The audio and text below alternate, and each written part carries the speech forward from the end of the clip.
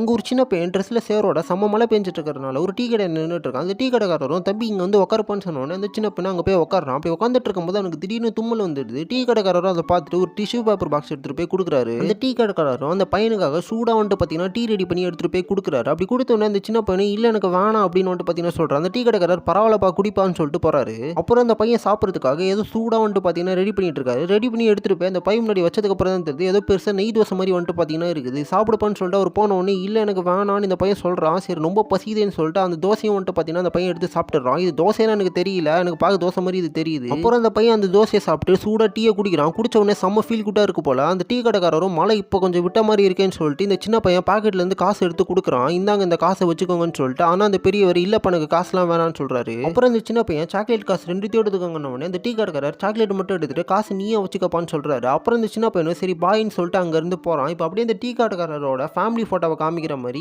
இந்த ஒரு ஸ்டோரியை முடிக்கிறாங்க. இப்போ உங்களுக்கே புரிஞ்சிருக்கும் இந்த கதை எதுக்கு அந்த டீ கடைக்காரோட ஃபேமிலி ஃபோட்டோவை காமிச்சு இந்த கதையை முடிச்சாங்கன்னு. இது போன்ற காணொலிகள்லாம் பார்க்கணும்னா மறக்காம ஒன்ஸோட டாக் சேனலை சப்ஸ்கிரைப் பண்ணி வச்சுக்கோங்க. நீங்கள் பண்ணுற ஒரு சப்ஸ்கிரைப் தான் என்ன நம்பிக்கையாக அடுத்தடுத்த வீடியோ போடுறதுக்கு கொஞ்சம் மோட்டிவேட் பண்ணும்.